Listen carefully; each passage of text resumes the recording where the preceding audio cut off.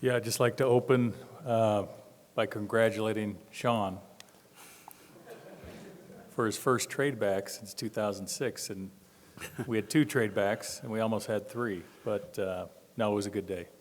Happy to take your questions. There were a couple firsts. Also drafted an LSU player finally.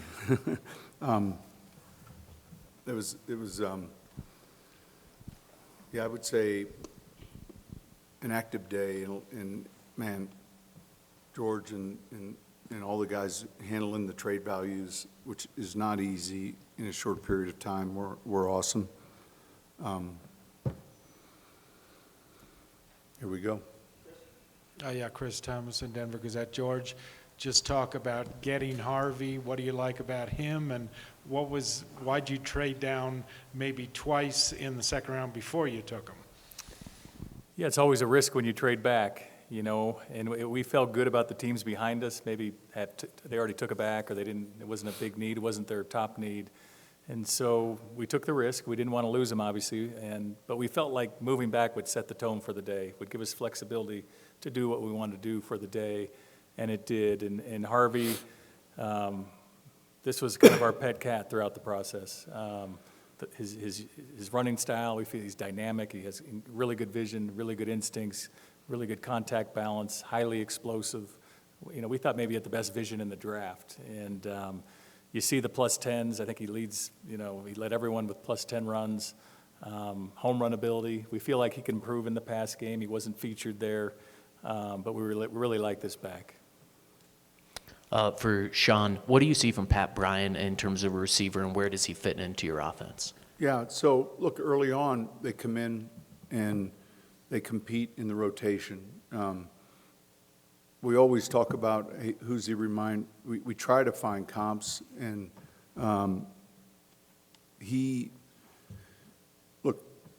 there were so many things about his game that reminded me of Mike Thomas. And with respect to Mike, who became, holy cow, you don't ever want to put pressure on a rookie like that. We're just talking about traits, but really explosive off the line of scrimmage, very competitive, very tough.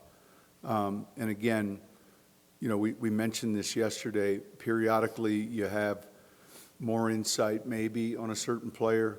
Jim Leonard worked at Illinois the year before we hired him. And so Jim had insight as to the makeup, toughness, and I really think, the body of work and all the additional film study, but his size and his hands are outstanding. His competes, I don't know how many, critical, he was just that player that excelled at crunch time. He had, I think, a walk-off, a couple of these big plays. Obviously, he's physical, and so, but the player comp for me, it reminded me, forget the jersey number, just of a lot of traits that Mike had, especially at the line of scrimmage. George, you talked last week about sort of setting the framework on trades or talking to teams in the lead up. But when you have, with Carolina, 4 picks on each side, how does a trade like that come together sort of in a compressed timeline? And then also, did you know when you made that trade that perhaps Detroit also was, looking to come up a few spots? We knew, but, it's not just me doing the trades. Rich Hurtado and Cody and Reed and all our guys, we're on the phones. We're constantly on the phones. And so, with that one, it took a little bit. We're just working through it and trying to get creative. And yet it was important for us to move up in both the rounds, move back a little bit, move up in the third, move up in the fourth, because we're looking ahead. We wanted to get back. There was 3 players we wanted today. And so it was really important.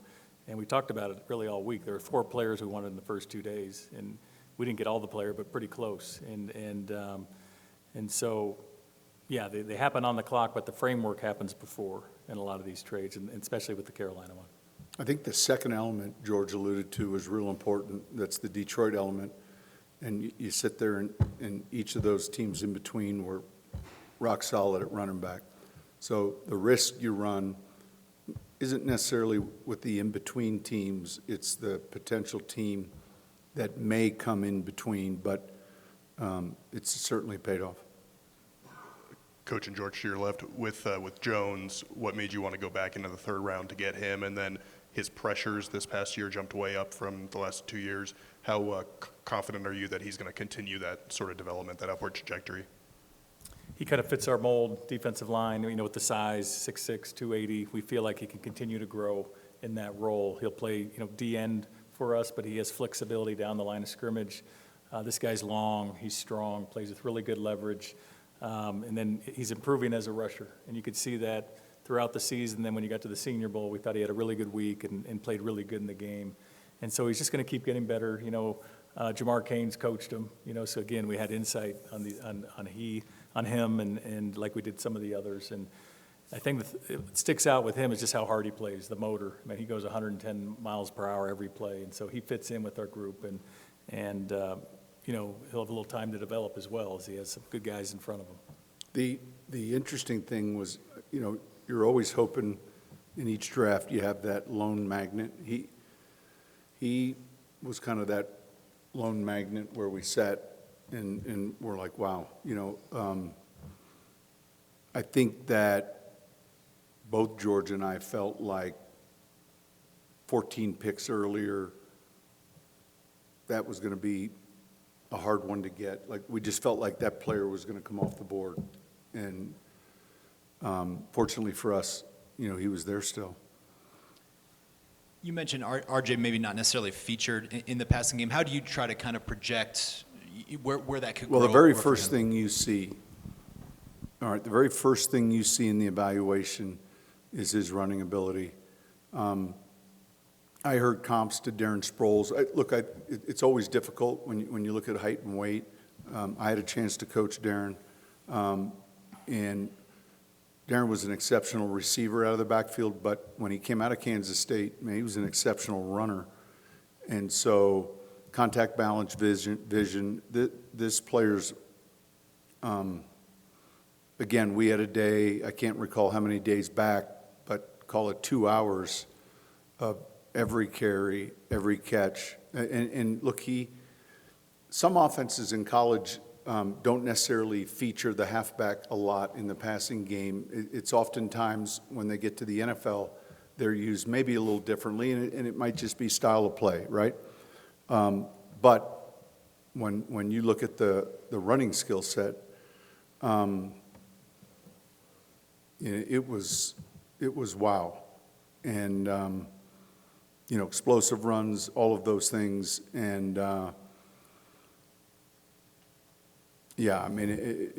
so then you begin to study the passing game stuff, and he's got soft hands.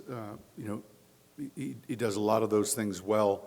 You get to see that maybe more in the pro day than you do on the film, just because of the offense. So he was, in the early part of this process, man, everyone had seen the skill set of Genty, and he's a fabulous player. And then you're, all right, if that's unrealistic, which obviously where he was selected, everyone knew we were hoping to get it back. Man, where are we falling in love with somebody? And you really try to just go through each one with an open mind. And I can remember the afternoon. I can't remember what afternoon, but I can remember the 2 hours on this player. And then it was like, all right, be quiet. Let's just. And that was hard. There's some players maybe that are easier to project when they get selected. Some are more difficult. I think he was going to be tricky as to, historically speaking, end of two, third round. It just takes one other team. When we drafted Kamara in the third round, he split time. He was actually the 40% ball carrier, not the primary ball carrier. And so everyone had a grade on him. But like when I think it was a week ago, someone put his name in an article as a riser, and it was like, you don't want to read that. But he was explosive. Brandon Cristal from Gorilla Sports, and I guess it's kind of for both of you, but I'm curious because the comment in here was the first trade especially was that's a George Payton trade. As he's on the phone and making these moves up and back, what's it like for you sitting there now in the third draft as you're seeing George put Well, these we had a together? moment here. I thought it was planned. And so we felt, and we said this yesterday, we felt there was, a good middle part of this draft that was consistent, meaning, in the second round or the third round, you're going to find good players even into the fourth. And so when we made the first trade back, then George makes an announcement to the draft room that was my first official trade back. And I thought he planned it, but it was actually pretty spontaneous. And so that was funny, and I was glad we were able to do it. No,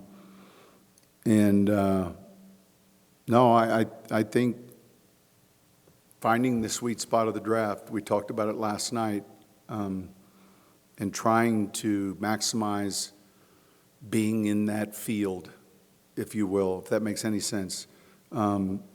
Sometimes it's easier to do, and then sometimes it's more difficult to do.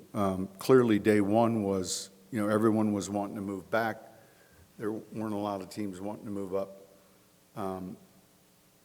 I don't know how, today there were a lot of trades today, and you study the teams that have playoff teams that have 10 picks,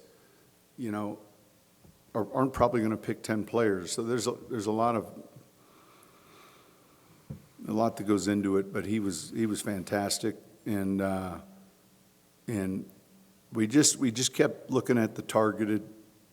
You have to have more than just 4 targeted players, obviously, but there's a vision and a makeup mindset, and you guys will have a chance to, if you haven't already, talk with them. And that, I think, permeates this first 2 days. Yeah, Mike Kliss, 9 News. This is off Broncos, but the buzz of the draft is who hasn't been drafted, and that's Shador. You guys, went to the pro day, got to know him a little bit. Just wondering your thoughts on why he hasn't been drafted, and any thoughts on... Hey, listen, we sat there, I watched right behind him throwing and watching the receivers. He had an outstanding pro day. This thing is it's surprising. It's there's nothing that ever takes place during this period of time that surprises you. Last year, we had a plan B, quarterback, and shoot, we thought second round, and he went. I think we all are surprised, and yet the talent. Holy cow! I think you would, if you're a team that needs a quarterback, and we kind of know at the start of the draft who those teams are, but you're getting. Now, again, I saw him when he was in junior high, and then I saw him when he was in high school, and then I saw him when he was a sophomore in high school come practice on their way to Florida. And so I've had a chance, and I've known Dion, and I felt like I grew up watching him play, and he's going to, like, there'll be this chip on his shoulder, and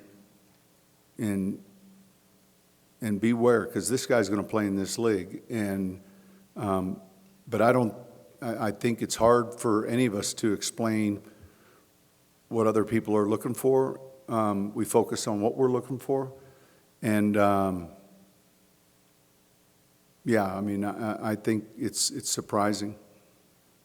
Andrew Mason, Denver Sports. Sean, 3 of your 4 picks so far, they were team captains. So leadership traits, how does that fit into your scouting and also your vision for these players, the leadership traits? I think sometimes, like, I don't know that, I think if I looked down there and studied that they were team captains, but I think we do spend a lot of time on the football makeup and the mental makeup, what kind of teammates they are they intelligent? There's a lot that goes into that. And it's probably one of the more challenging things. The area scouts go out and they get exposure. Now, it's hard for the area scout to really narrow down how quickly someone learns. At the school, they'll give them, like an A learn, a B learn, and then we take that information and we try to dive into it more. But no, it's not an accident that these are these type of players. And I think, look, we talk about it all the time. Our locker room's counting on this now. There's a responsibility we have with each selection to bring them like-minded players that plan on winning and are used to competing and have that football DNA. And this is a difficult league. And if you don't have it, it challenges you quick. For both of you, just sort of a general evaluation question on a player like Harvey. How do you sort of walk the line between maybe asking him to catch some more passes on pro day but not look too interested? Well, I think, go ahead, George. He just ran the normal, route tree at his pro day, the combine, and you can see it, his ability to get in and out, his ability to catch. You can see he has instincts, in the pass game. Man, he had a lot of big plays in the pass game, but you just don't see all the routes, and you could see those at the pro day. And we think he can keep going like this, and really in pass protection he can improve as well, like all, these college runners. The pro day that they have, they're running that. They may use some pro coaches, and we watch. Now, different than, we're going to have a private workout. Like, he's the last one we would have wanted to have a private workout with. So, but early in the film evaluation, George said, man, he's going to catch like 4 or 5 of these rail routes that are you see it. So these guys, all of them compete in the offense they're in, no different than any player. And then you do have to expand the vision as to how they would fit doing some other things. And to the credit of the coaches there and some of these other programs, they try to give you all the stuff that you might want to see, and that was good.